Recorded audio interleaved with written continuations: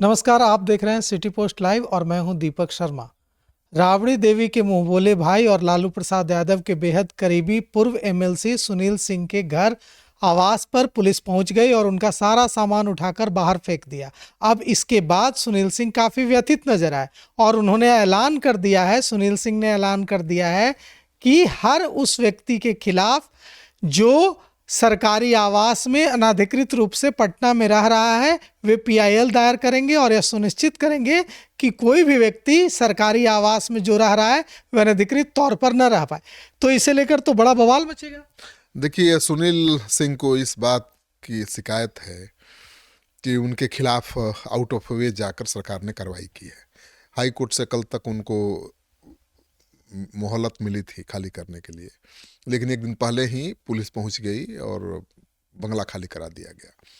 और उस समय खाली कराने की कार्रवाई हुई जब सुनील सिंह घर पर नहीं थे, अपने परिवार के साथ रांची में एक शादी समारोह में गए थे। उन्हें पता चला कि उनके घर में पुलिस घुस गई है, बंगला खाली कराया जा रहा है, तो भागे भागे पहुंचे। अब उन्हें इस बात का भी मलाल है कि उनके 2 दर्जन से ज़्यादा दोस्त या जानने वाले जो सत्ताधारी दल से जुड़े हुए हैं सरकारी बंगले का आनंद ले रहे हैं, मजा ले रहे हैं।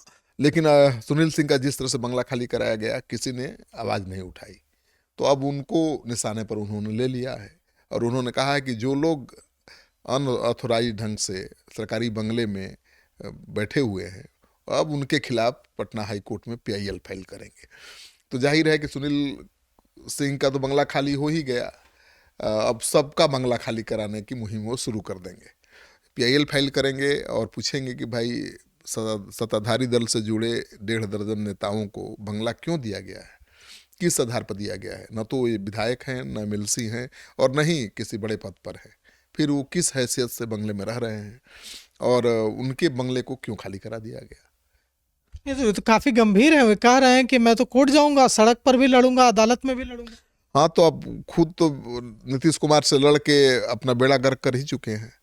नीतीश कुमार के खिलाफ हमेशा आग उगलते रहे हैं, सरकार पर हमेशा हमला बोलते रहे हैं और उस समय भी बोलते रहे हैं जब नीतीश कुमार महागठबंधन की सरकार में थे, तेजस्वी यादव के साथ सरकार चला रहे थे, तब भी नहीं छोड़ते थे सुनील सिंह और उनके खिलाफ अभियान छेड़ते रहते थे। अब एक बार छोटी सी गलती उनसे हुई, उन्होंने पलटू राम कह दिया नीतीश कुमार जी को और उसको लेकर के उनकी सदस्यता खत्म हो गई। अब मामला हाई कोर्ट में गया, फिर सुप्रीम कोर्ट पहुंच गया है। सुप्रीम कोर्ट में फैसला तो आया नहीं, अभी सुनवाई पूरी हो गई है लेकिन जजमेंट रिजर्व है। अब फैसला आएगा तब पता चलेगा कि इनकी सदस्यता विधान परिषद की बचेगी या नहीं बचेगी। उनका कहना है कि इतिहास में ऐसा अभी तक नहीं हुआ, आज तक नहीं हुआ कि कोई पलटू राम कह दे और उसके आधार पर उसकी सदस्यता चली जाए। और यही आरोप और एक सदस्य पर था कि उन्होंने नीतीश कुमार की मिमिक्री की, तो दोनों को नोटिस दिया गया था कि आप माफ़ी मांगिए। दूसरे सदस्य ने तो माफ़ी मांग ली, तो उनकी सदस्यता बच गई। सुनील सिंह अड़े रहे, माफ़ी मांगने को तैयार नहीं थे और वो कह रहे थे कि अभी भी कह रहे हैं कि हमने कोई गलती नहीं की। पलटू राम तो नीतीश कुमार को पूरा देश कहता है, फिर हमने कह दिया तो कौन सा अपराध कर दिया, और इसी कारण उनकी सदस्यता चली गई। अब सुप्रीम कोर्ट क्या फैसला लेगा ये देखने वाली बात है। नहीं तो ऐसे समय में पहले विस्कोमान, फिर एमएलसी की सदस्यता जाती है, अब बंगला खाली कराया जाता है, तो ऐसा नहीं लग रहा है कि सरकार बैठे बिठाए उनको सहानुभूति लेने का मुद्दा दे रही है? आप देखिए, वो चुनाव तो लड़ते नहीं हैं, वो तो एमएलसी थे, बिस्कोमान के अध्यक्ष थे, विधानसभा लोकसभा चुनाव तो कभी लड़ा नहीं है, तो उस सहानुभूति का कितना फ़ायदा मिलेगा पता नहीं। लेकिन एक मैसेज तो जाएगा कि सरकार ने उनके खिलाफ एक्शन लिया, तो ज़्यादती की है सरकार ने। अगर बंगला खाली कराना भी था और कल तक मोहलत हाई कोर्ट से उनको मिला हुआ था, तो 2-4 दिन और मोहलत सरकार दे सकती थी। वो तो कह रहे हैं ना कि अगर किसी सरकारी बंगले का नल का टोटी खराब हो जाए तो बदलवाने में 1 महीने का समय लगता है और उनका बंगला खाली कराने में कुछ घंटे भी नहीं लगा। वो सवाल उठा रहे हैं कि भाई ये इतना जल्दी क्यों, सरकार इतनी जल्दी में क्यों है। उनका मानना है कि बदले की कार्रवाई है, नीतीश कुमार की सरकार ने बदले की कार्रवाई की है, उनको आनन फानन में बंगले से बेदखल कर दिया है, उनके सारे सामान को फेंक दिया गया।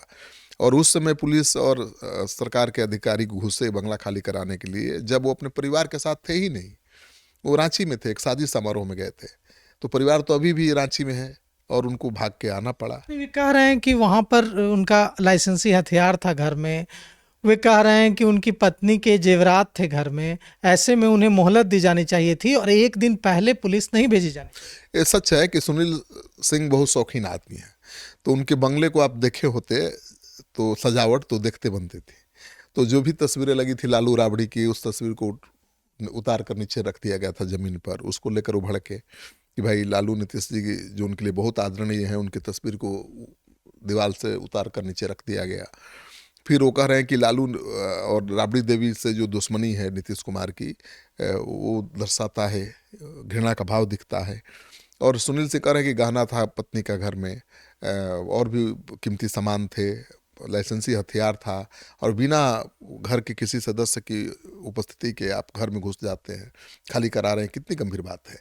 वो ठीक है, जो होना तो हो गया, सुनील सिंह का बंगला तो खाली हो गया। नहीं, अब सुनील सिंह जो कह रहे हैं कि हमारा बंगला खाली हुआ है तो हमारे उस बंगले को खाली करवाएंगे जिस पर अनधिकृत रूप से कोई रह रहा है। यही चिंता की बात है कि देखिए, जहां पर सुनील सिंह रहते थे ये मंत्री इनक्लेव है, मंत्रियों के लिए बंगले बनाए गए हैं वहाँ पर, लेकिन वहाँ कई ऐसे लोग हैं जो विधायक हैं फिर भी रह रहे हैं, कई ऐसे लोग हैं जो विधायक भी नहीं हैं फिर भी वो रह रहे हैं।